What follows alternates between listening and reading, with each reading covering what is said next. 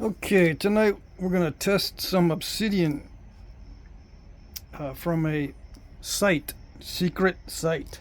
Oh yes. Got my gaiters on so I don't get a bunch of flakes in my shoes and stuff. I need to clean my glasses properly, so I'm going to do this in the beginning to annoy people who want to see only napping. Haha. Alright. Yeah, I haven't done this properly in over a week. I'm supposed to do this all the time. These get all greasy and stuff.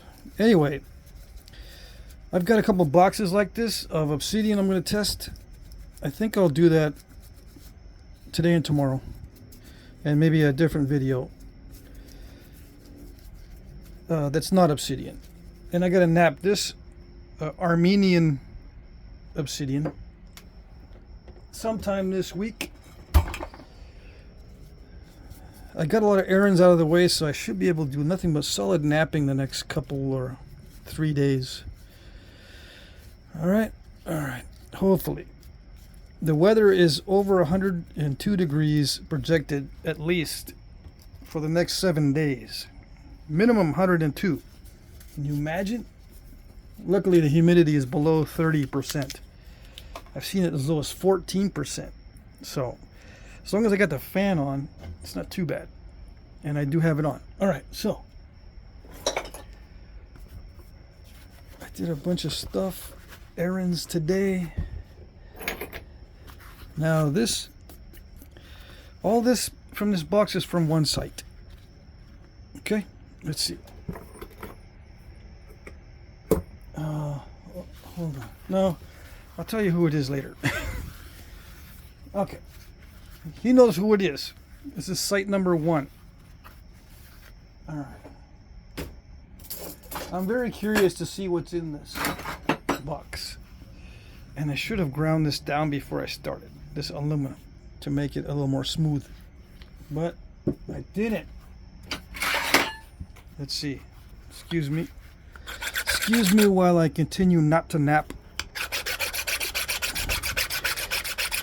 We'll lose about 40% of the viewers. But that's okay.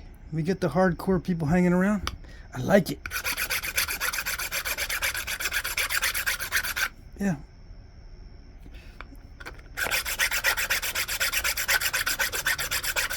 I like it when I don't start napping right away.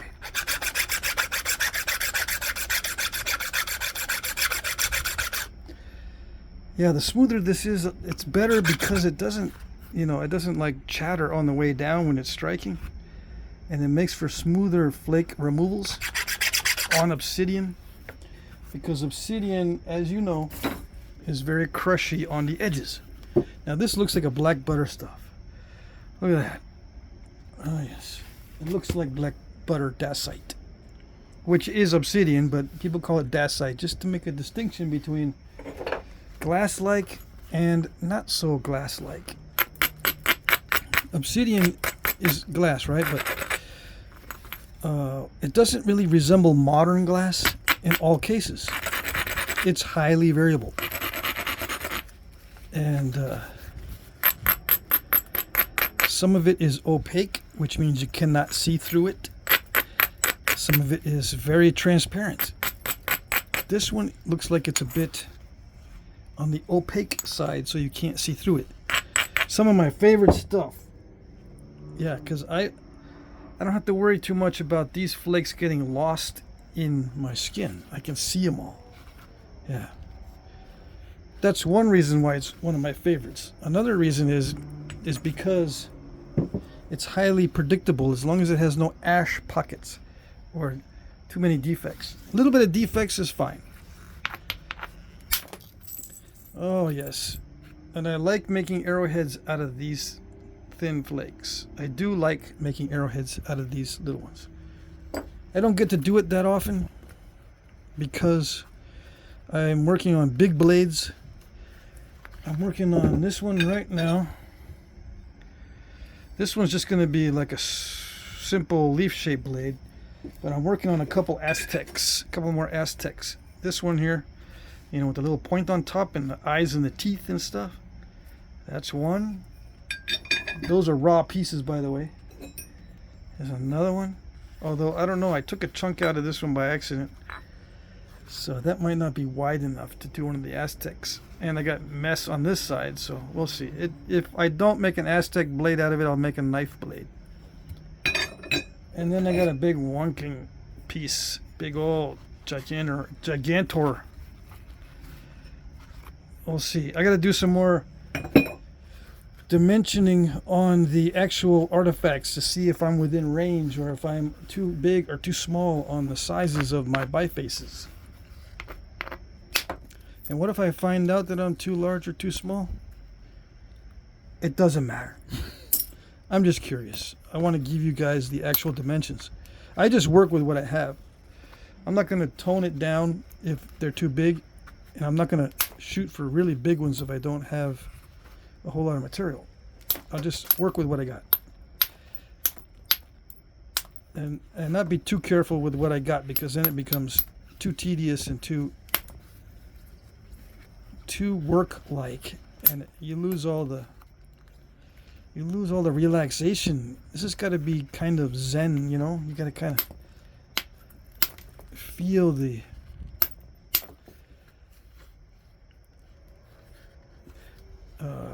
zoning out and kind of lose yourself in it.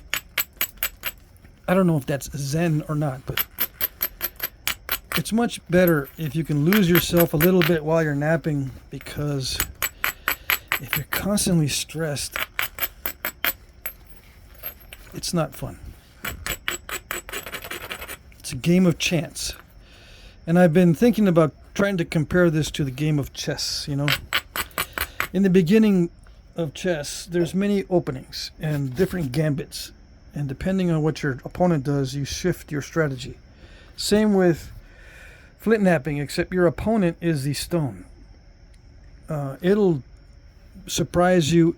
It'll have challenges that you don't foresee. It'll make moves, so to speak, that you got to deal with and change your gambit as it goes. There's no plan other than a biface first, and then refine it down and make it regular, and then figure out what you're going to make out of it. If you already have in mind what you're going to make, then it's a little bit different.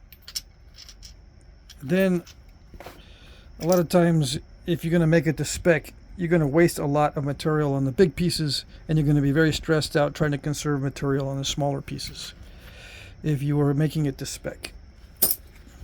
Very rarely do you get a exact chunk to make the piece that you want exactly how you want it, you know. Sometimes you start with a pattern. I have patterns on some of my stuff. Some of my favorite points to make, I do have little patterned, either patterned roughed out pieces I already have stashed in my box, or I make a little cutout of card stock so I can compare.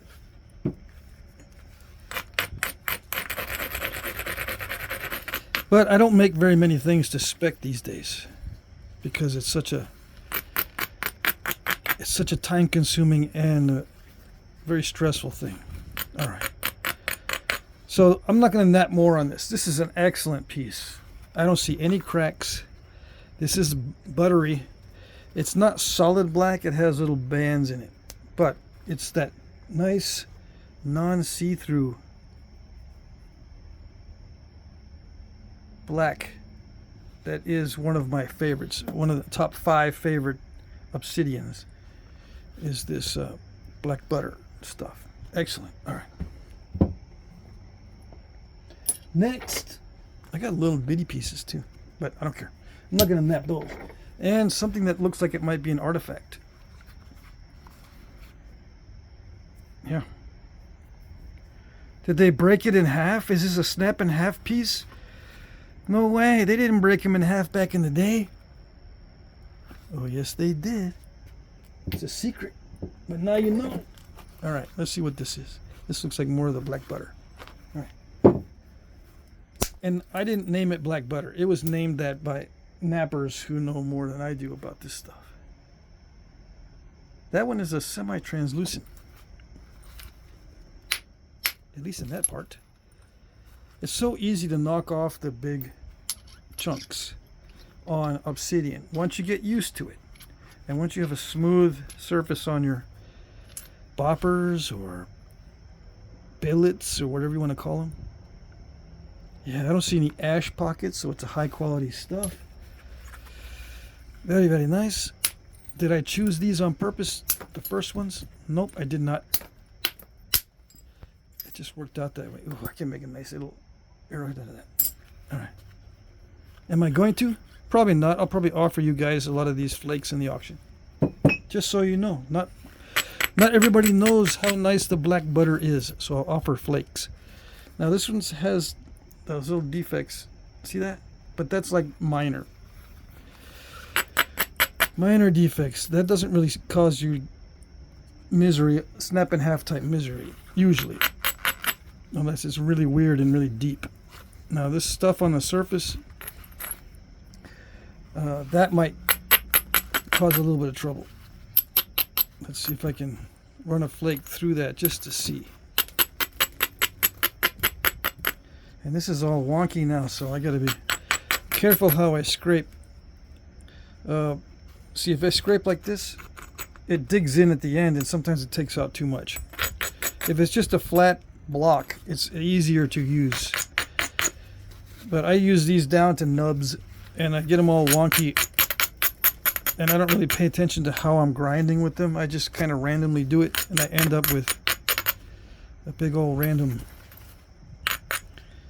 wonky piece like this. It just cracks apart eventually, and then I use the little parts separately. Yeah, looks like black butter.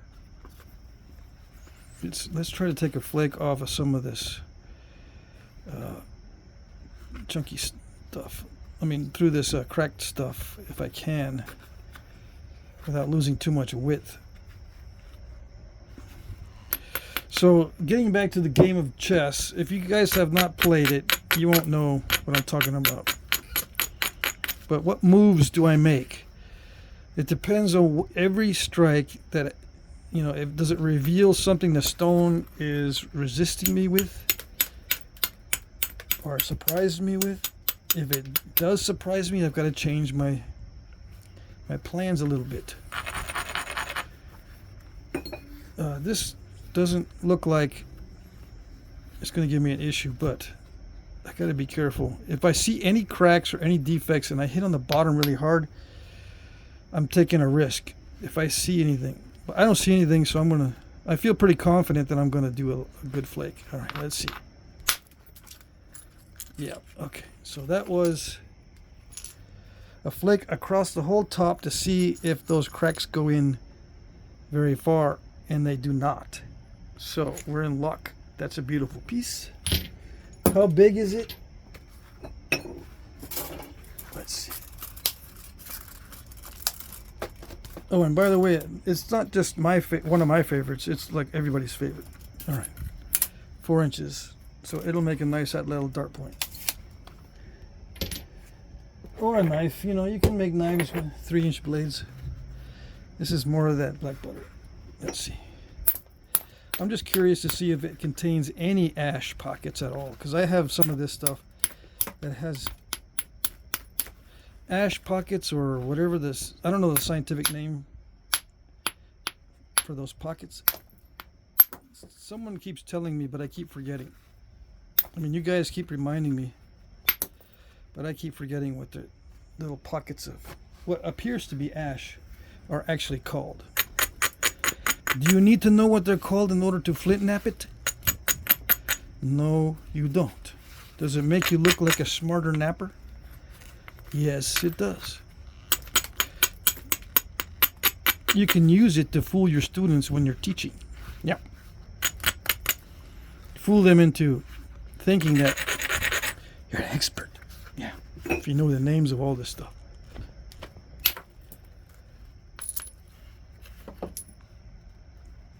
That's a little bit It's a little bit smashy right there.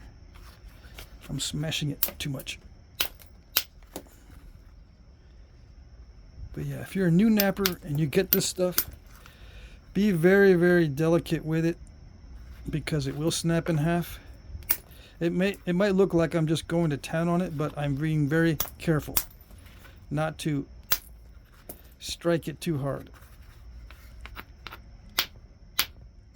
And not all the platforms are perfect, and if they're not perfect, that kind of happens. It starts to try to dive in. If the platform, like that one, was too steep, it should have been a little more sharp. That way, it wouldn't do the diving in thing. It's just too much inward force is required, because if you just hit downward on a steep piece, it's not doing much. So you hit inward to get something done, and then you end up creating a diving flake. And then sometimes it doesn't want to dive and stop. Sometimes it wants to dive and then there's still energy, so it's trying to go somewhere else, and that's what causes all this weird stuff after the initial, or where it wants to terminate. There's still a lot of energy behind it, so it does all kinds of weird stuff after. All right, let's see if I can get rid of that.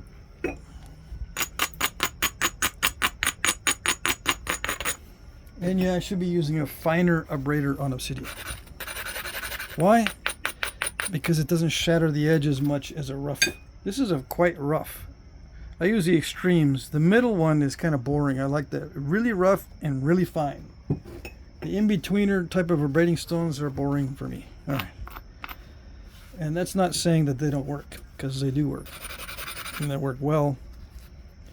I probably should be doing this with indirect percussion, but it's so much faster with the billet. Alright, so I tried to get past that mess I made there, and I missed it just by a little bit. See, you're supposed to fan out more. It's supposed to. But I really caused that to dive pretty bad. It's still thick enough I can get under it, but if I can avoid that kind of stuff, it'd be better. I don't have to worry about that kind of stuff with chert or flint as much as I do with this stuff. I'll put that aside for now. I got a whole box. I don't want to focus on one piece. Well, let's see. I'll take that out just so you see it. Just so you can see what I do. I'll take that out if I can. Did it do it? Ooh, it fanned out in a weird way. It didn't want to go that way. It did a little bit. See how it did a little bit? Take it off.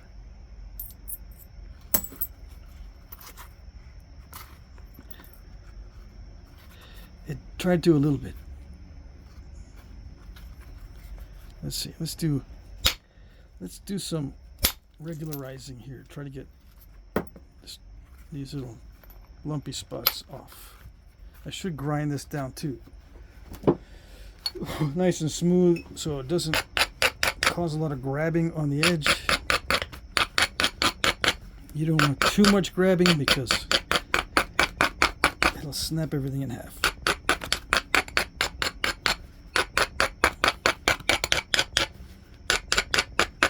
Smooth, but not too smooth. Yeah. It doesn't have to be extremely smooth on the flaking tool. Nope. And 60 degrees is average, and I'm not one to prepare these edges perfectly at a 60 degree angle. Where's my triangle? I got a 30, 60, 90 triangle for drafting, but I don't have it out. So I can show you what 60 degrees is. For those of you who do not know, which is like one or two of you. So that's why I didn't bring it out. Yeah.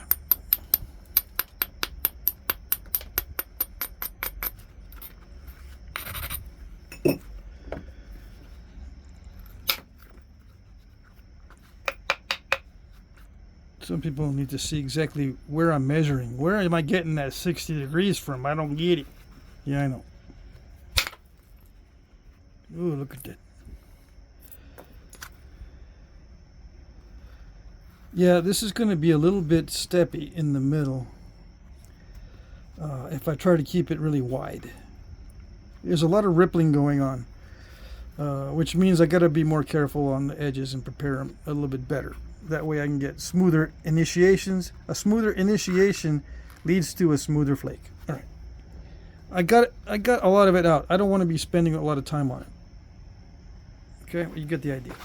I'm just going to take it from different angles. Let's try this bigger piece that people have been looking at. This one you can actually see the bands in it. Now how do you attack this? Well, by default you try to maximize it, right?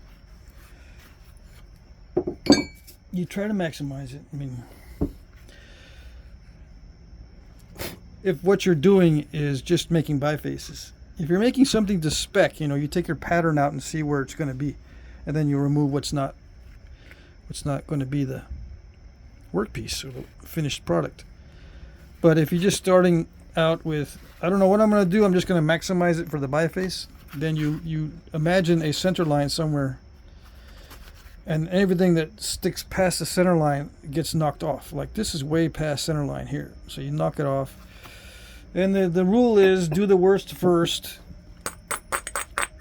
All these are surface fines, right? And some of this got banged up in the shipping. So there was a lot of flakes and crumblies and stuff in the box because the post office is terrible about box with rocks. They know what's in there and they don't like shipping boxes of rocks. So they just make you pay for shipping rocks by being rough with it. Alright. So you won't ship any more rocks. Okay, this is what I mean about the ash pockets. That might not be ash, it's probably something else, but you know, see that? Those will ruin your day. If you want to try to maximize the nodule for the biface, those will ruin your day. And you'll say, man, I started out with such a big piece and it didn't maximize because of the defects. I did everything I'm supposed to do, but the cracks and defects messed me up. Yeah. Another tactic for these is just to get a bunch of usable big flakes and then not worry about maximizing it for the biface. There's two different main strategies. If I just wanted to knock off big flakes, I would find an area that looks like I could knock off a big flake. I wouldn't be worried about trying to maximize it for the biface. I'd be saying, all right, where's the next big flake coming off of? And I'd probably strike it on this edge somewhere, maybe chip it to make it smoother, and then drive flakes into this area. See how it's kind of meaty right here? I would drive flakes into here and try to get a big old flake somewhere in here with this as a central ridge, which means I would hit it right there after maybe preparing it a little better, although that angle is pretty good. I would hit there and get a big old flake off of that, and then I'll look for the next big flake probably here, so I can get one off of there, maybe follow that ridge, and so on and so on. It changes after every strike. You know, you have to reassess your strategy after every strike, and this is a potential hit there to get a flake in this area if you want to just get flakes. If you want to maximize it for the biface, it's totally different. What you're going to do when you maximize it for the biface is look for the worst first and start to knock it down. You get center line, and then you start knocking down what's not close to center line. You knock off the big parts first. So I'm maximizing it for the biface. So I'm going to knock off this big old area, and then this, I'm just knocking it back. I wasn't trying for the big flake like I was talking about earlier. I'm just trying to maximize it for the biface. So you can see this goes to waste. When you maximize it for the biface, you're wasting what could have been a big old good flake.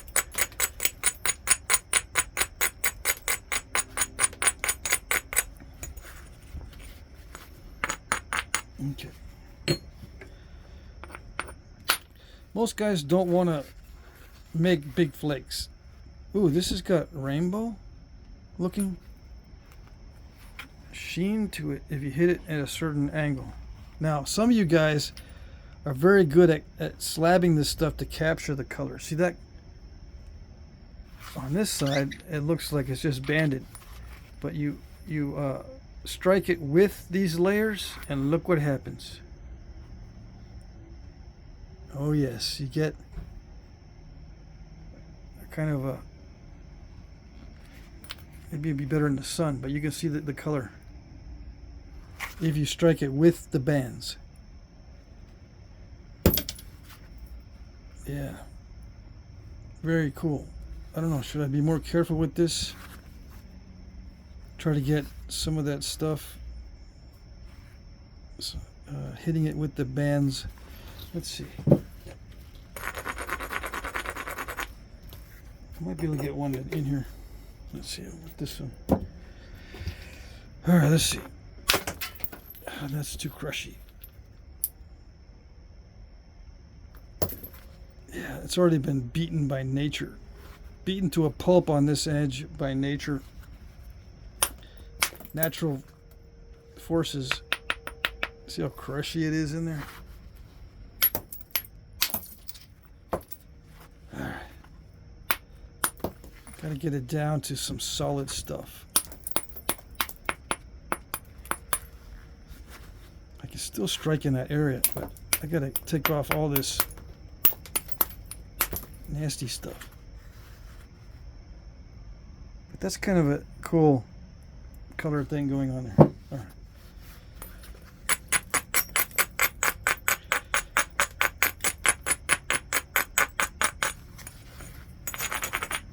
Now you can use copper for this operation, copper boppers and leg pads, and you can sit there and do this with it and knock off the flakes, but I like it out here free-handed. Why do I like it that way? Because it's a good habit, at least for me, to get into, because I can do this out in the field. I don't need to sit down. I can stand up and do this. If I'm out there testing stuff, if I'm already in the habit of doing it this way, I can get good at doing it this way, and I'm not all fumbly with it. So if I'm used to doing it with a pad down here, and I go out in the field, I just pick it up and whack it, I'm all fumbly with it. I might ruin it.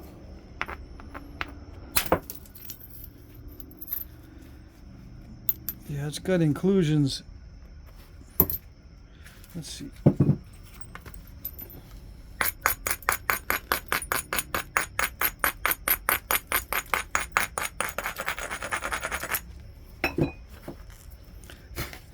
How many times do I get to go out in the field and actually test stuff like this? Not very often, but it's better to have the skill than not. Yeah, it's got some bands in it. It's got some defects, but I can make a small arrowhead. Yeah. With interesting characteristics.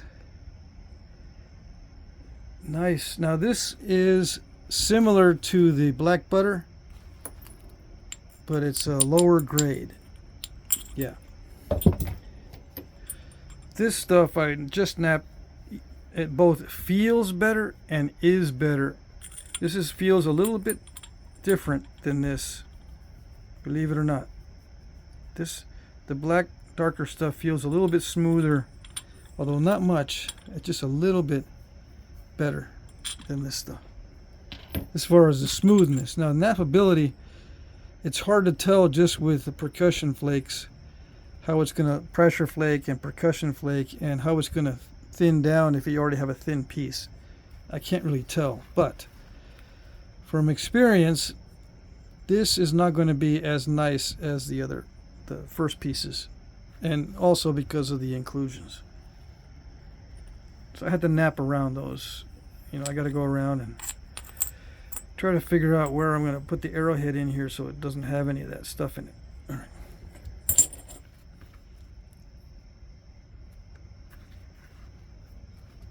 It's not really any good spots to hit.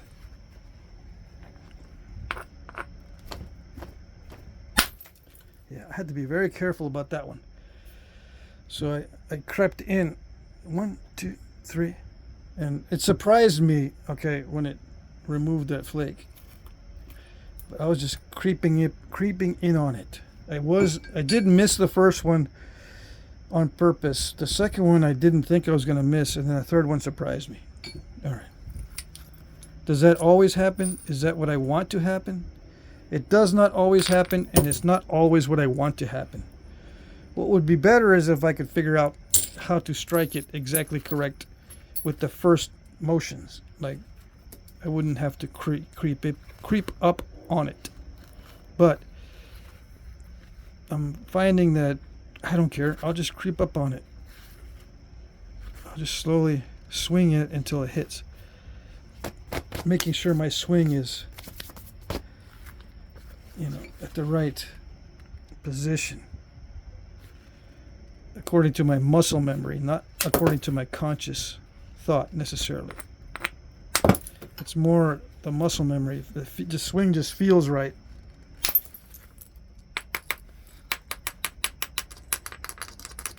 It's loose. I don't know where it is. You can see the crack here. This is the termination area, but it didn't continue.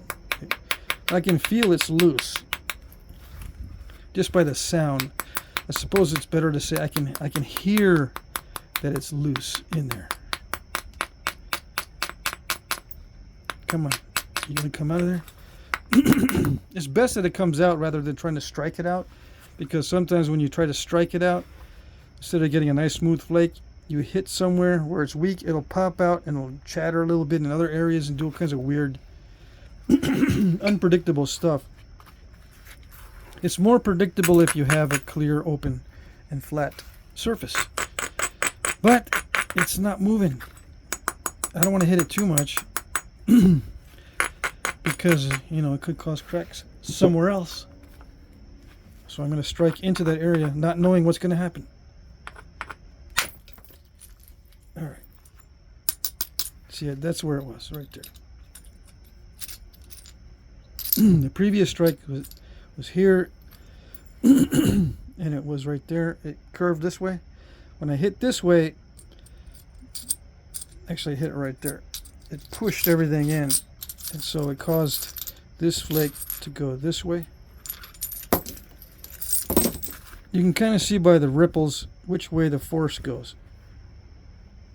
See the force going in this way. It does want to dive, so this is a kind of a divey material. So you have to watch that. When you want to thin down a thin piece, if it starts to dive on you, it could ruin your whole piece. So you keep it thick. Don't try to thin down a thin piece with something that's divey. It dives. You want to keep it on the thick side, which is heartbreaking for most people to hear. But if it starts to dive on you like that, you err on the side of caution and keep it thick.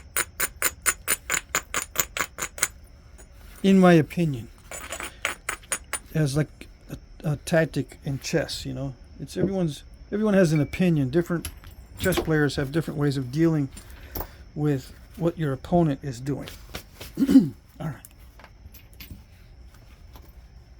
The opponent is the stone, like I said.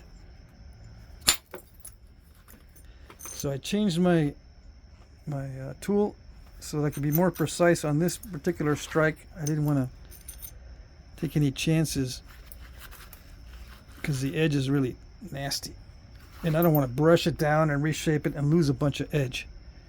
I want some options. I want to be able to have width and stuff. As you know, you've been watching the channel, you know that I like to have options that width gives me. All right.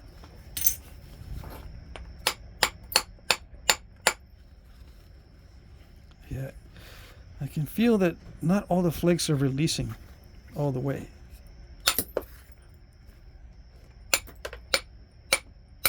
On this particular piece, it feels just like the black butter. Yeah, it's extremely smooth, so it's very much like, right here anyway, very much like that black butter stuff. All right.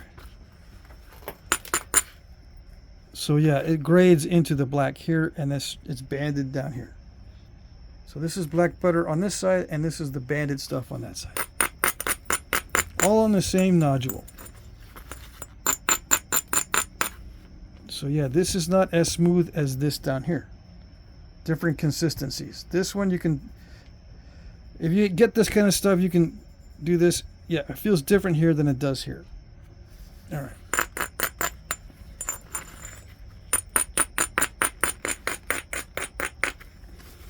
I'm still maximizing it for the biface. I'm not concerned about getting large flakes for making points out of. I can get large flakes if it'll do the job of flattening it, but I'm not looking for large flakes for points. I'm looking for large flakes that'll flatten the piece.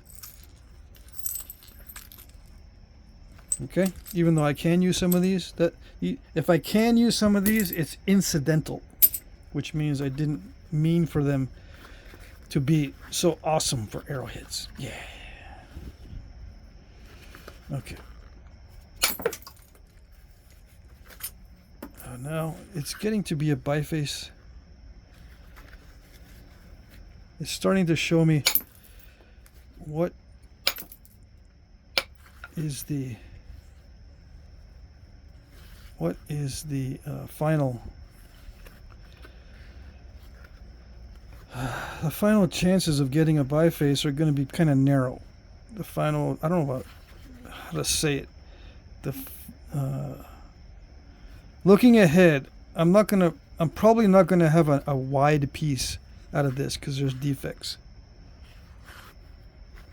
See, I gotta clear all those out of there. Now, if I can do it, if they don't run deep, then it'll be wider than I expect. But I think it's gonna be like that wide. So out of, let's see, where is it?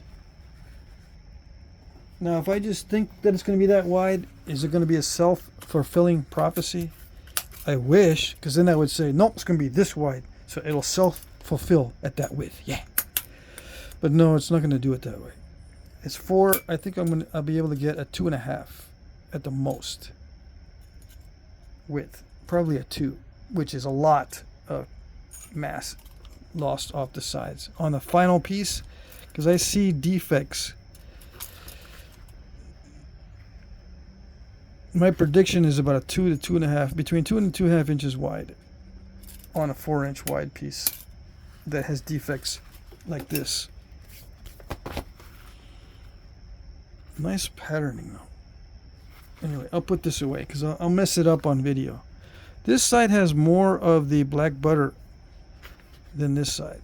So as a strategy, I can probably shave off more of this stuff to keep more of this stuff. Yeah.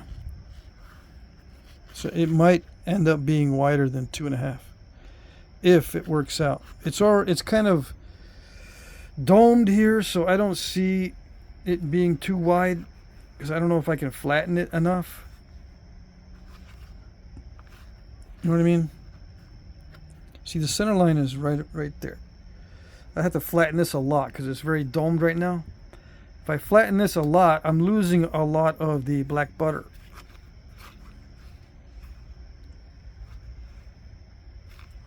So instead of flattening this side first and losing a lot of the black butter, I would flatten this side more and try to get rid of that mess. All right. So yeah, most of this stuff looks like it's going to be the same. All right.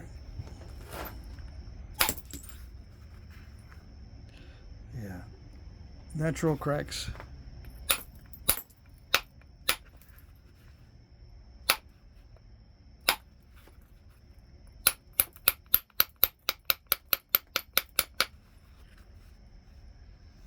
But decent material.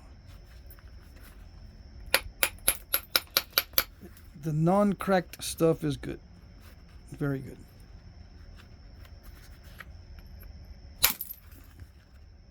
Yeah.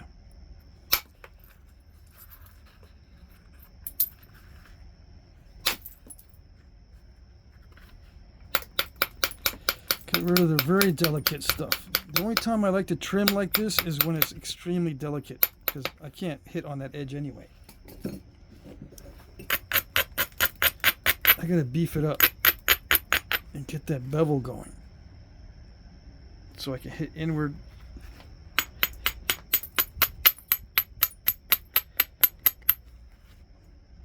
Yeah, it's that black butter stuff. It's good. Really nice.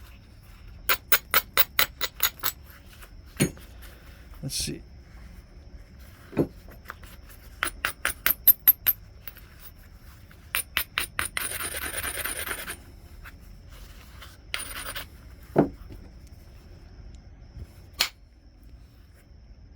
That didn't do anything?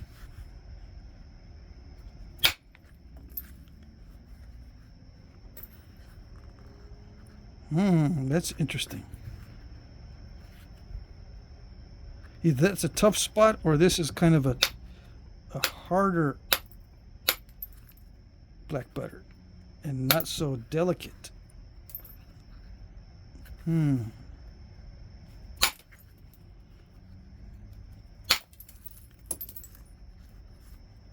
So there's different consistencies, as I said earlier. Sometimes you get a relatively tough piece. You never know. This feels a little bit tougher than the other two.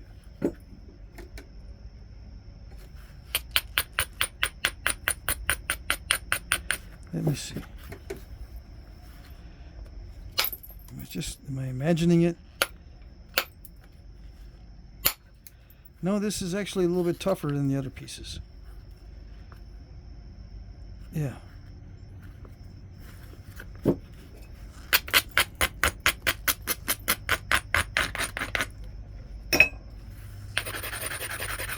Is that good or bad, you might ask?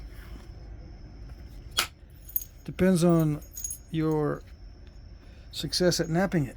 Some guys can nap better when the material is more resistant.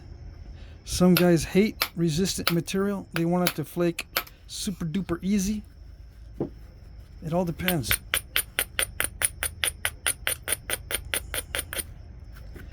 This one flakes easy, but you gotta put a little bit more effort into the strikes. Yeah. And when that happens, you can make excellent small arrowheads out of it and use thinner flakes than normal because it's not going to break on you. So in a perfect world, I would label this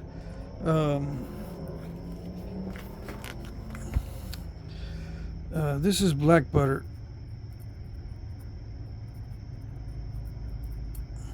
And I would say tough. Black butter tough. And this one over here,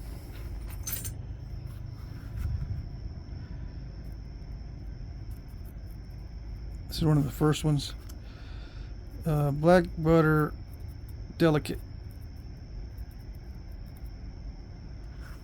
Okay. Very subtle difference, but there is a difference.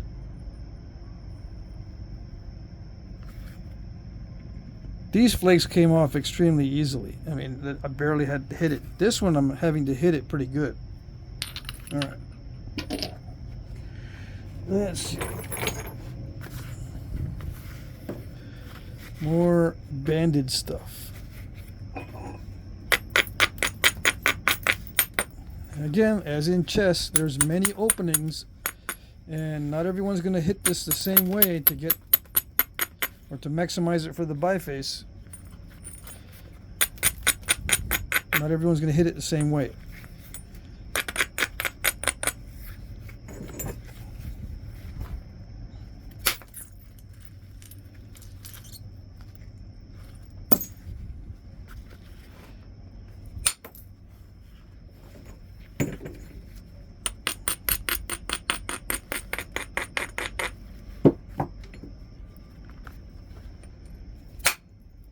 See, did it dive? It kind of sort of dived, yeah, but it didn't really. That's not too bad. I've seen worse where it dives in a lot at the end. Why did I even think about it diving? Well, because of the ones before this. Yeah.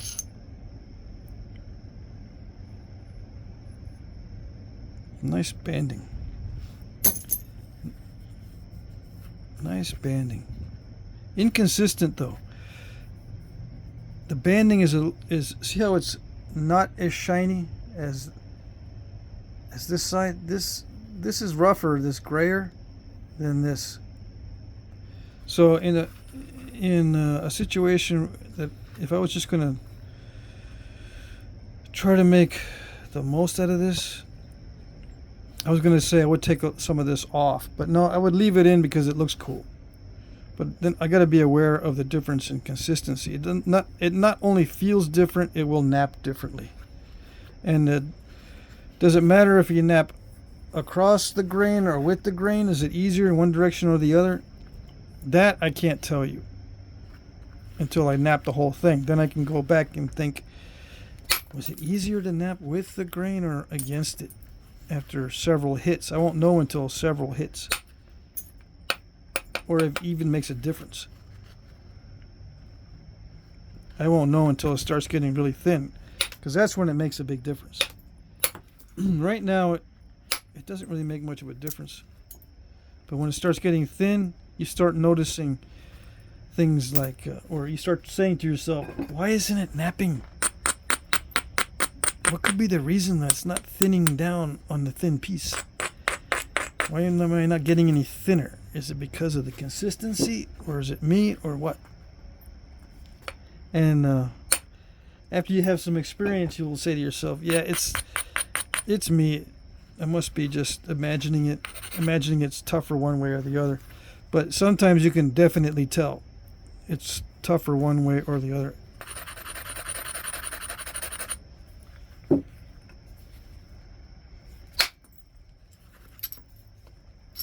So that was kind of going with the grain. It still does the divey thing. Against the grain was, the only one I got is that one. So let me do another one across. Let me do one across the grain, now that I have the opportunity.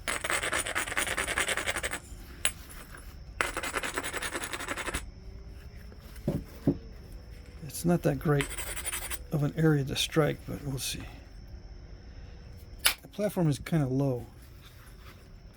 All right, let's see if it did anything weird. No, I don't see anything weird, so I don't think there'll be much difference between with the grain and against it, or in line with the layers or across the layers. I don't see any. Sometimes you'll see a dip and then a pop out and a dip and a pop out where there's differences in the layers, but I don't see any difference. Yeah, it's just smooth across. It's smooth across, so it shouldn't be an issue. All right. Luckily. All right.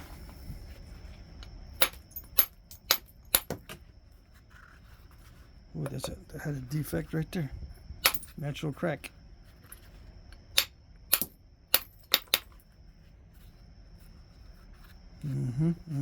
Yep.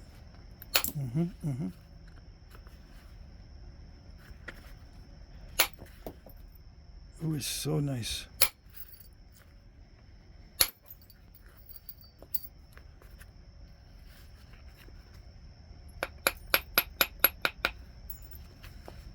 Yeah, this one naps so nice. Probably pressure flakes, really good. Really good. Yeah. Nice black butter. Nice.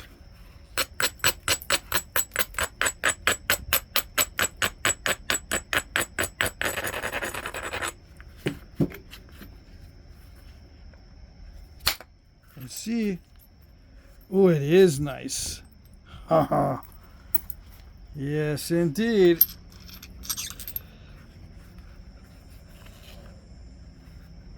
High grade. So I would say this one is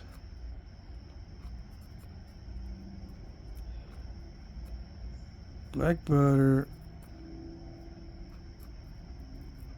high grade.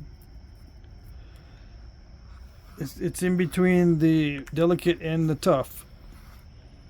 when it does this, when it runs almost the full length of the blade, you know that it's good.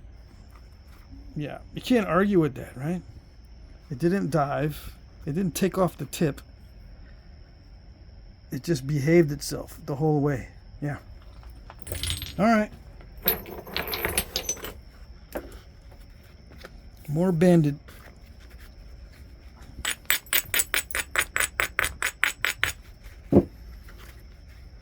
Let's see. Yeah.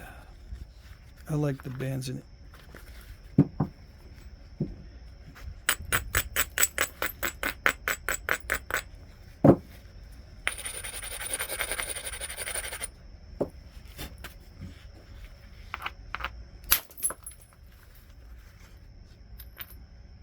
Ooh, that one kind of did dive.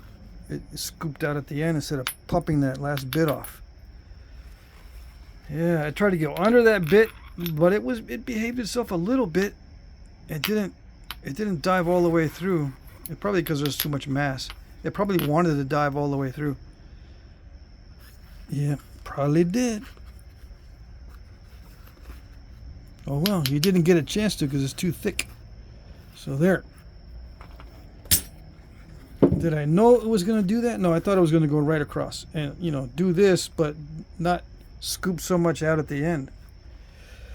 That's how I know it's divey, because it scooped out a lot at the end. Now, there could be other reasons for that, like the way I was holding it, the way I struck it, the amount of power I used, the thickness of the end here. I'm thinking it's because it's a divey material and not any of the other stuff.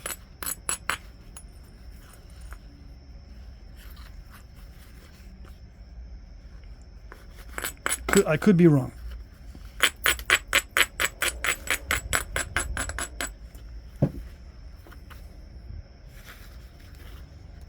There's no good place to strike it. I just had to take a chance. It rode all the way around. See, it rode all the way around. Watch. See that? It went.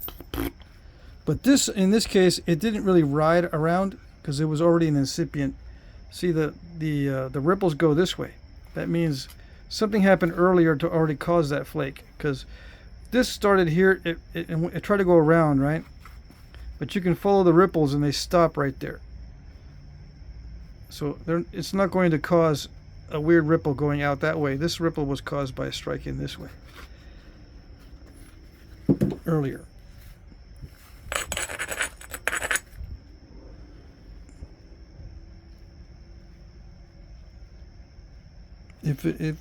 If somehow if this hit a wall here, like sometimes happens, sometimes the flake will hit what I call a wall and then continue and power through, but the ripples will emanate from that spot going out, starting here and fanning out this way. In this case, the ripples start from this origin point, so this is the cause of these ripples. Some earlier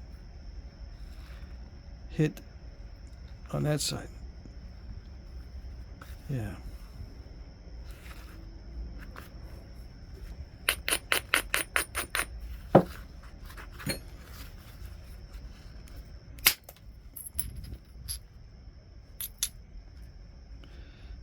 Nice. I mean, those are cool looking bands because they're not just straight all the way across. You get some of this other stuff. Yeah, a little zigzaggy. Cool stuff. See what kind of zigzag, I mean, not zigzaggy, but they're not perfectly straight. Some of them look like they are, but some of them are not. And it's not because there's a ripply surface, because this is a smooth surface right there. If it was really ripply and kind of wonky, then I can understand that the lines would be wonky too. But no, it's not because of the wonky flake scar. It's because the lines themselves are kind of wonky. Right? That's what I'm thinking. I don't know.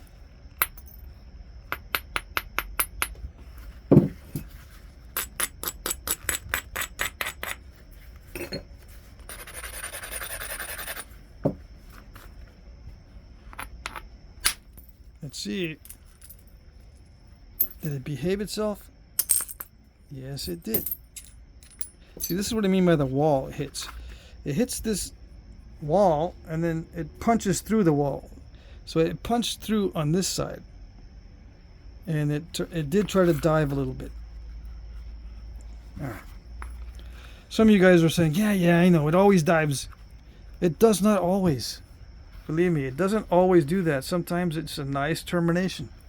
Nice and flat and feathery. It's not always scoopy like this.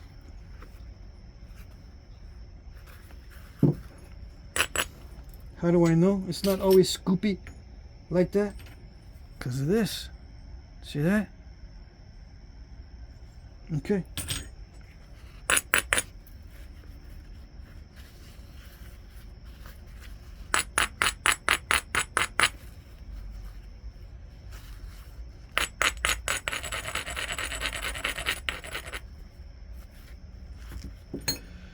Sometimes I follow ridges. Sometimes the ruffles have ridges. Just so I can get a flattening of it. But I don't always follow ridges. Sometimes I follow fat spots that don't have no ridge. They're just fat.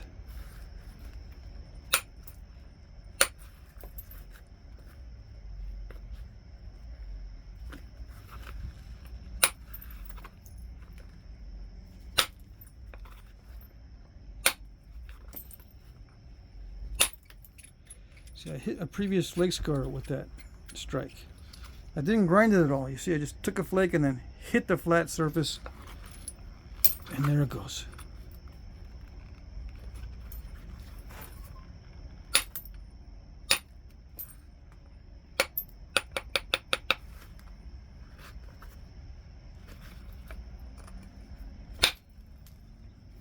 Yeah, you don't always need to grind it, but sometimes you do. Because it will crush. All right. Yeah. It's a little on the tough side. A little bit on the tough side. So I wouldn't consider it a high grade. This banded stuff, it's not really on the high grade scale, I don't think.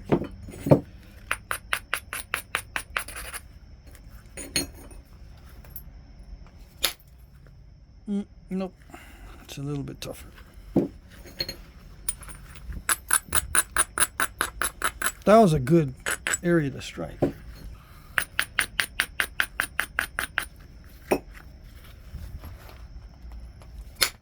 Yeah, you tried to behave that time.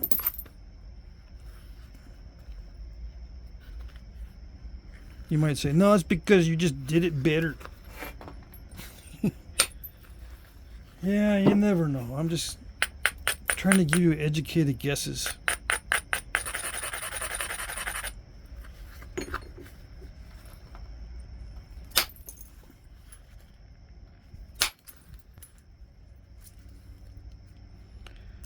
Yeah, I got one of those reverse overshots. Or a ring crack. Some call that a bending flake.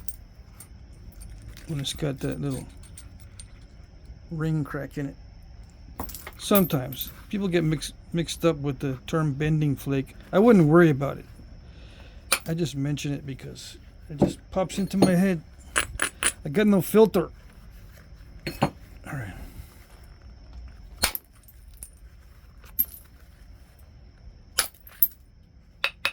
Ooh, it's not behaving. What does it want to do? What does it want to do? I don't know what it wants to do. That's the thing. It wants to be all crackly. So I'm going to narrow it down. So I get closer to what that is. What is that?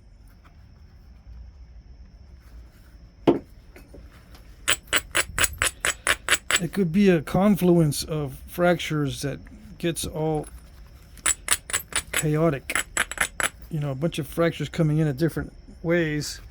There's still incipients around here, so you strike into it more and it gets all kind of chaotic in there. That's what I'm guessing. It's all guessing.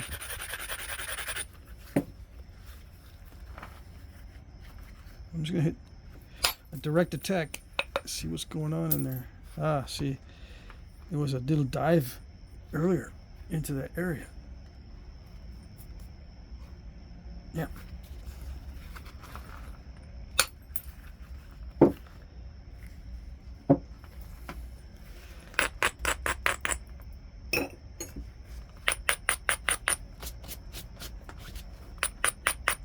Let's see if I can clean that up.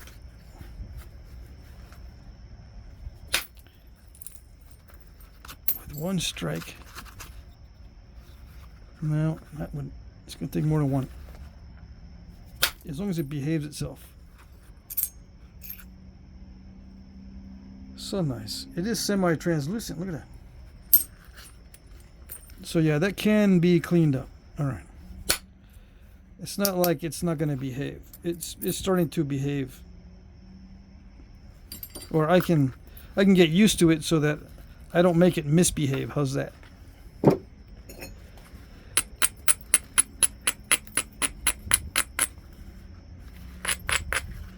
Because yeah, some of the misbehavior is going to be me if I don't do it right.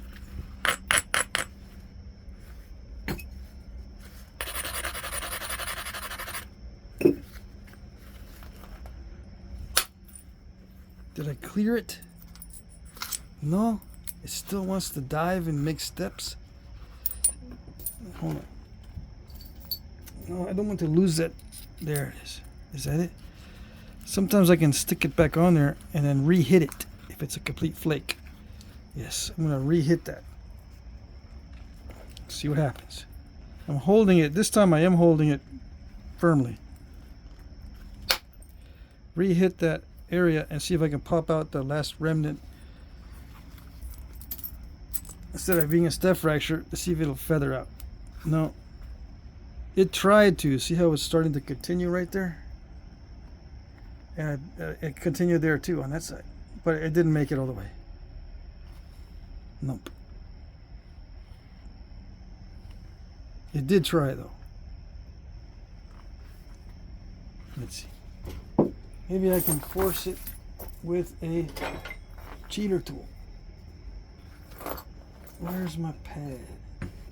I put some black leather dye on my pad today. So for the future, if I have a chart point that's the same color as my pad, it'll show up better on the black area. There it goes. Yeah, it didn't take much to pop that out. It just, the positioning was kind of weird because it's so wide. I don't want to jam my knuckle up against it. I had to get way back on this and then make sure I'm not going to be pinching my leg like this. I pinched myself like this between the blade, this edge, and my knuckle while I'm doing this, and I've cut right through my jeans or my pants before and sliced myself. All those things you got to take into consideration when you're trying to cheat. Yeah, well, that's good enough.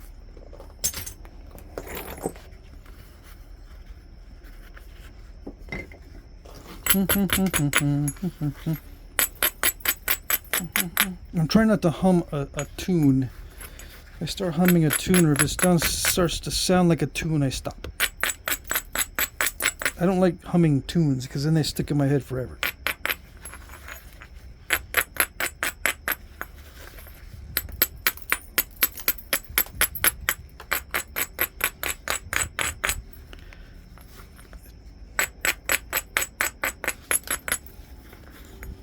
Random hums.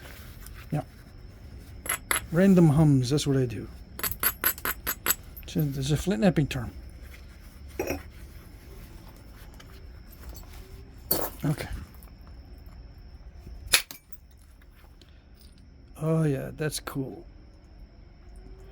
There is a little bit of a layer thing going on where you can actually see it's raised. These are raised, which means it will affect the knapping. See how those are raised a little bit off the surface? It's probably going to be no big deal. Where can I get a light? Get the cooperation from the light. Come on. When it's raised like that, sometimes those are an issue. But that one looks pretty mild. These little striations. And these go in, which are the negative of the other side. You know what I'm saying? The other ones are raised. These are depressed. Now, when it gets really thin, that's the only time you got to worry about those. If they're mild like this, it probably doesn't matter. But if they start getting to be like that, that could ruin your day when it's thin. And when I say could, I mean always. Yeah. They will always ruin your day. You can count on it.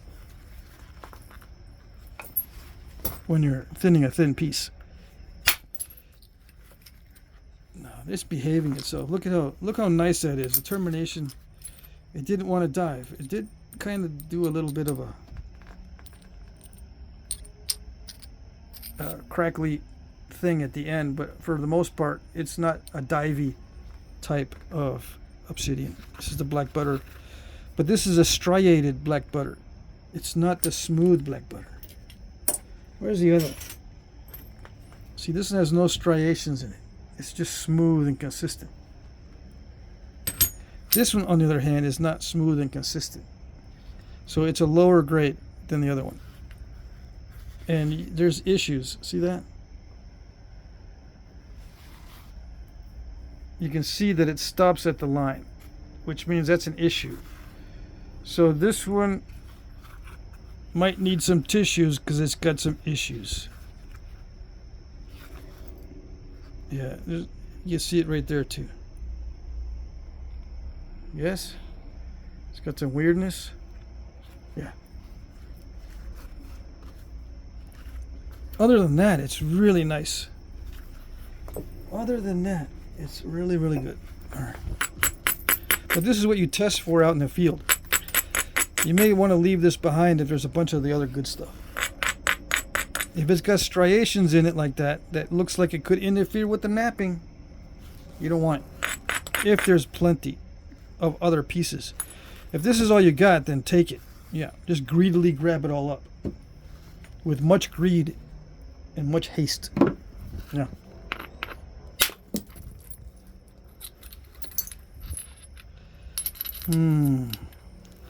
What did it do? It's okay. I expect a little bit of diviness.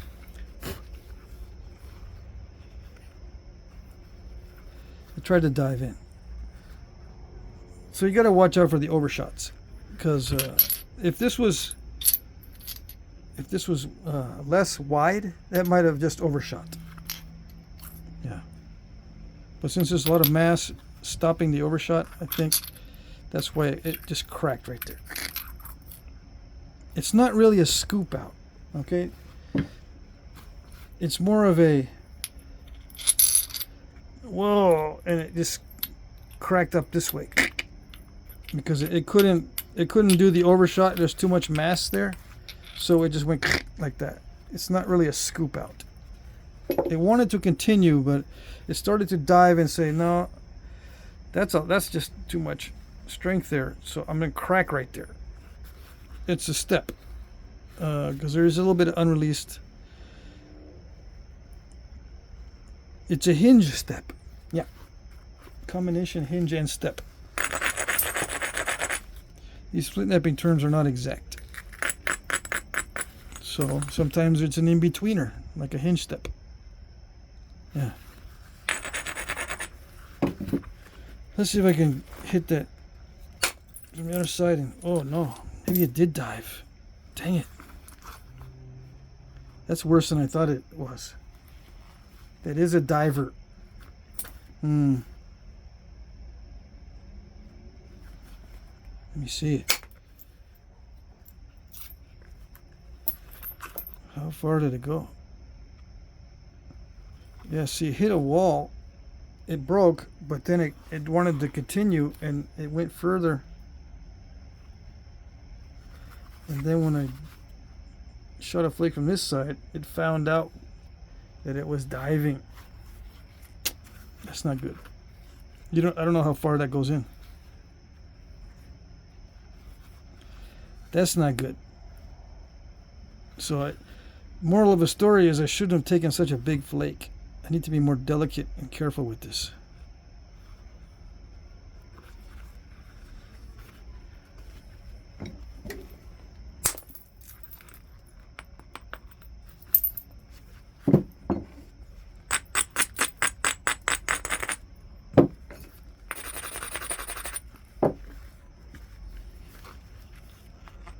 So what do?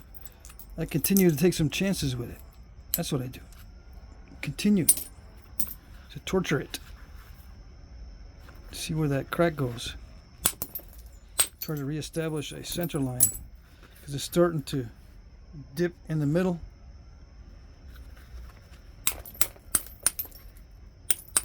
So I got to take off some from the end. Regularize it.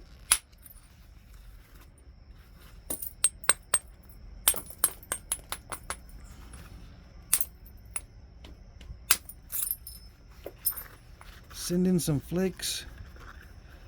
See where we're at. Be ashamed to lose this wide piece.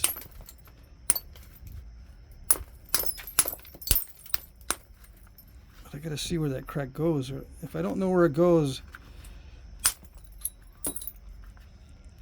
I won't know the potential of this piece.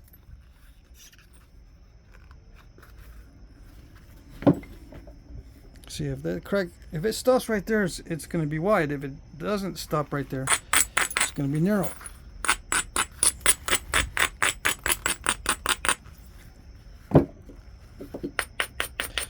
Ouch, that's a big risk. But, oh well. Let's see. What is it doing? What is it? There's a lot of diving going on there. Either that or it's internal issues. Or both. Combination of internal issues and diving flakes. That's what I'm guessing. Let's see. While I'm regularizing it, I'm taking the opportunity to see how far that crack or that dive goes in. It did want to overshot. See that? It did want to overshoot. And I'm finally getting under it. Yeah, okay.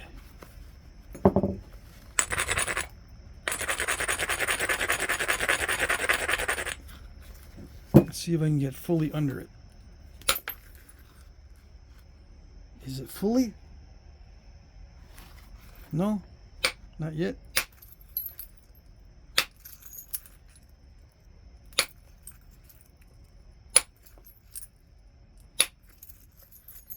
Just regularizing the other side.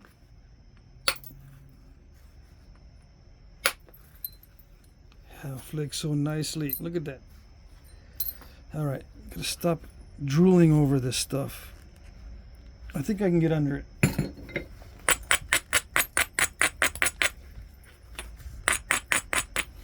Is there a crack on this side?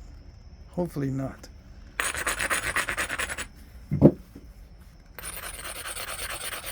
I haven't even gone through 25% of the box yet. But it's all going to be this stuff, it looks like. I'll see if I can find something different here in a minute. I just want to see if I can get underneath that crack. And it looks like I'm under it. Yeah.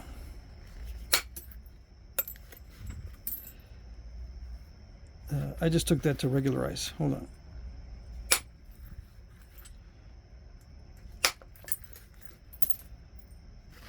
There does seem to be an issue with a crack here.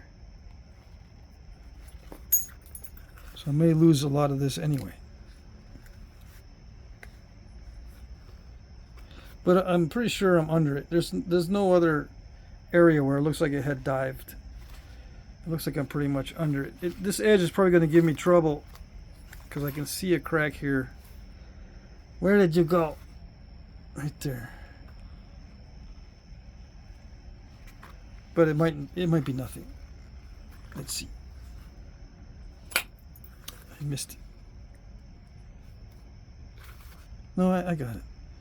It might be nothing. It just might have looked like a crack.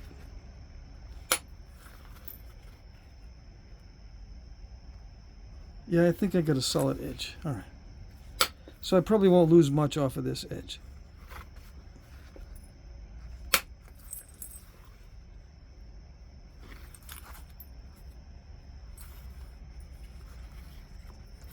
Yeah, we're good. I don't know what this is doing, but I'll leave it for later. Okay. Let's look in here and see if there's anything odd. This is a banded piece. It might be an odd banded piece. Or it might be some gray dacite. No, it's the banded stuff. Hold on. You never know, because sometimes dacite gets mixed in with the butter. No, it's the same banded stuff. You can kind of consider this a gray dacite, and this is a black dacite. The bands of gray and black dacite. Yeah. All right.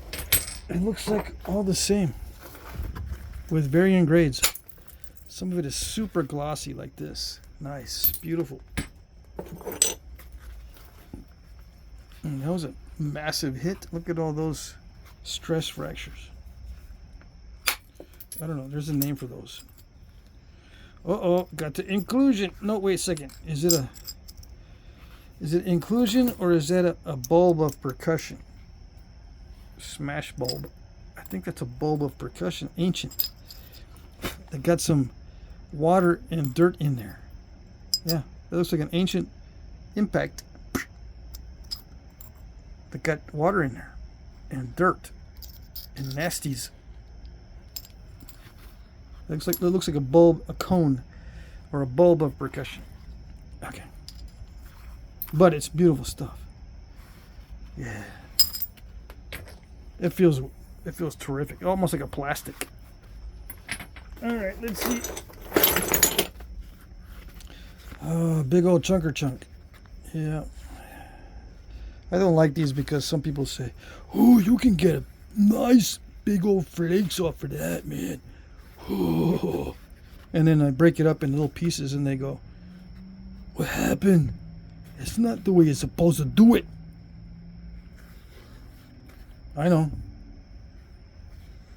How do you open this gambit? Depends on if you want flakes or biface. I want both, man. There's no choosing. I want all of it. I want biface and big flakes. Big flakes and biface. That's what I want. You don't show me how to do that.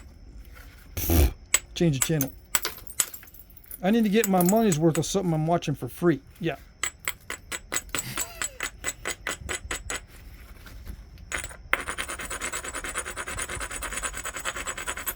Yeah, but I take the strategy one or the other. That way I can be good at least one thing. If I try to be really good at both at the same time, guess what? I'm good at neither. So there. I crushed that and I sprayed myself with a ton of flakes. And that was a good striking platform too. I don't know what's up. Just hit it at random, maybe I get better results. Let's see. I do want to hit that, but you know, if I hit this, I can get a big long flake off of that side, but that would reduce the width if I'm going for the biface. So I haven't decided if I'm going for flakes or biface. That's a good flake. And I still got room for biface. So there. I can do it. You did get your money's worth about watching. You did get your money's worth watching something for free. At least one good flake that didn't mess up potential for a biface. I still want to hit across here somewhere. Let's see. Come on. Come on. Is it going to crush on me the whole time? Yes. Dang it. It's not the best striking surface. I gotta admit. Some people don't like it when I do this. So you know what? I'm gonna do it some more. They don't like it when I just do this and examine it. They don't know what I'm doing. It's a roller coaster for them. You know what I say? I say you're supposed to be using this to fall asleep. Why do you care I'm spinning it around? Go to sleep. You can't sleep anyway. You know you're an insomniac. Shouldn't be looking to see why I'm doing the spinning and all that. Take advantage of the sleep properties of these videos. Sleep-inducing properties of these videos. So these are okay flakes, but these are like chunkers. It's a lot of work to get an arrowhead out of this. But it solves the problem of removing a lot of mass so that I can start focusing on where the biface is going to be. Yeah. That's nice. See, this side, so nice, and this side, I don't know, they're both nice. I shouldn't discriminate just because you got bands. Yeah. Just because it might be a little bit irregular.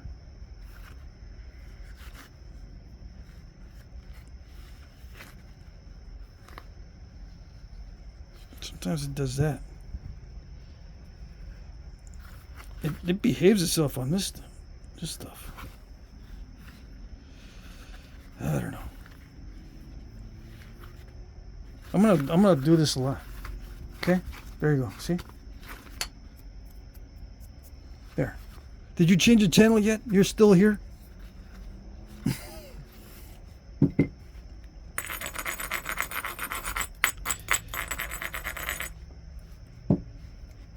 You need to change the channel if you don't like it. Make sure you unlike.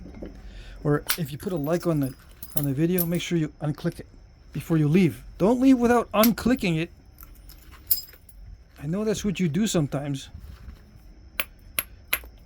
You know, you think you're going to be courteous. You hit the like button before you start watching, and then you don't like it, and you take off. And the like is still there. Haha. I say haha because it helps me, but if you're going to leave, do it right. Yeah. All right.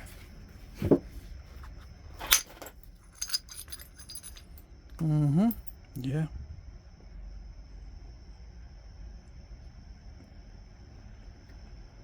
What could that be? Everyone sees a different profile. What do you see in there? Is that the nose right there?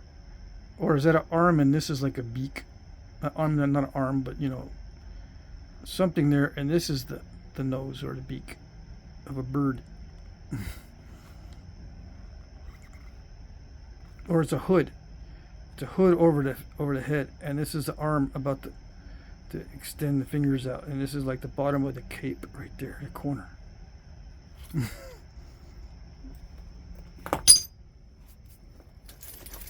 Just do the napping, dude. What the heck? Just the napping, that's all. Just the napping. The napping, the whole napping, and nothing but the napping. Yeah. Okay, fine.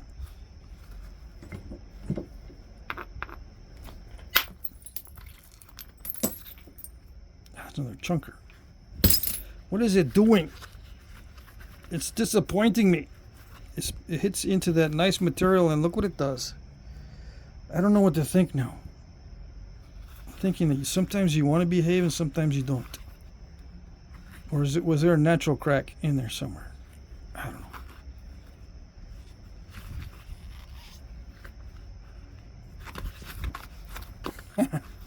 All right, let's see.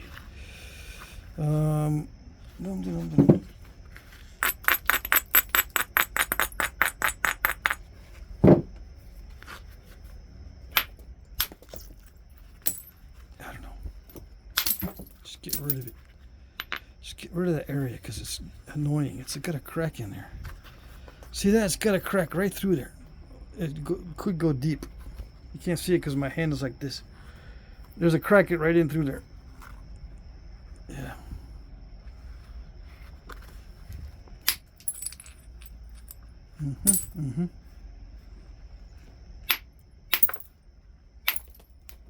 Come on.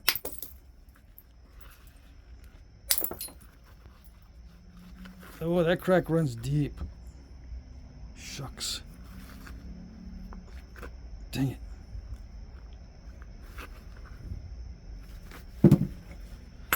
What am I going to do? This is good here. I don't know how to preserve it. I don't know what I'm going to do. Just put it down and go for some other pieces. That's what I should do.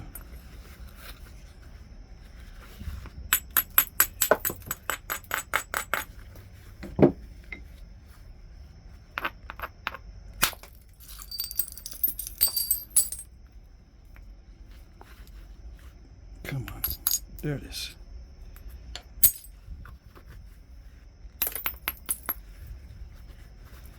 All right, you. I don't know.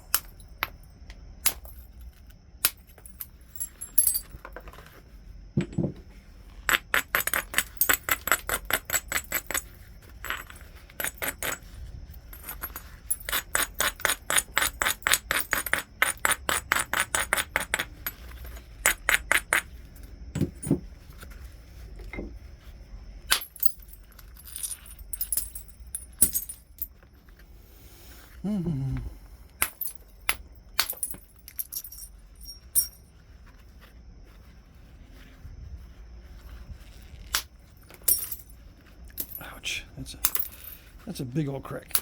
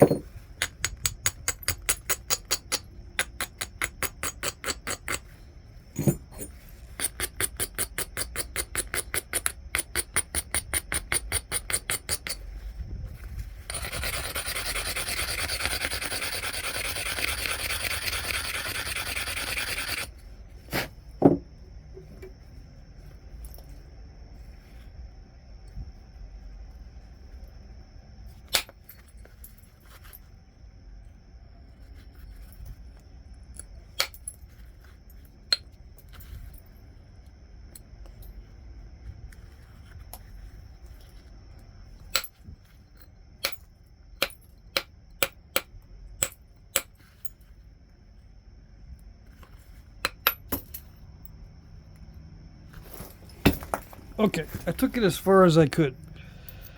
It had issues. Excuse me, hold on.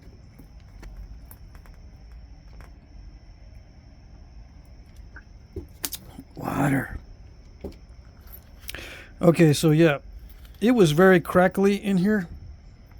Some of it was me and some of it was the stone.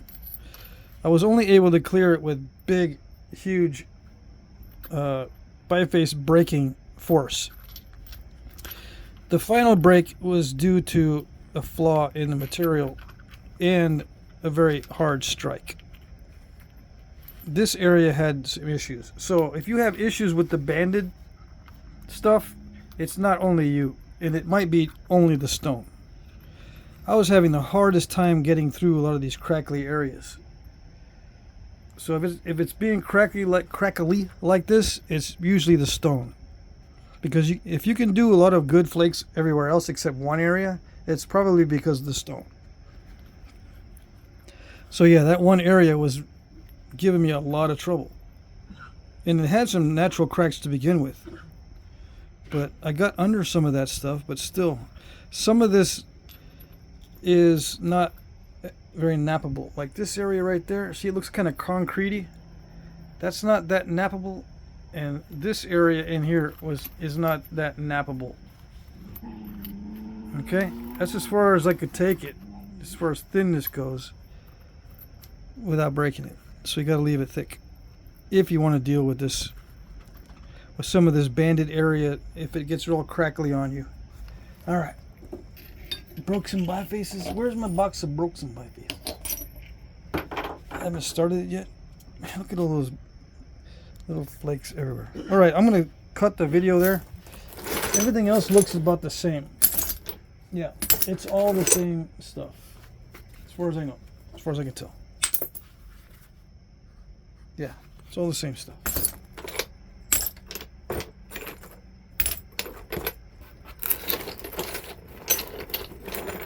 This is site number 1.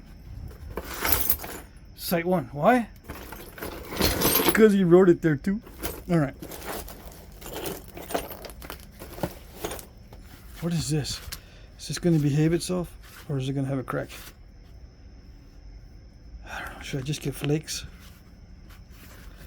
I'm going to cut the film short here, but I just want to take one flake.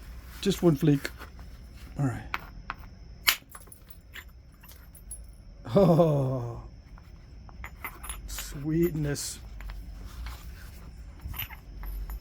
I like that. I like this stuff.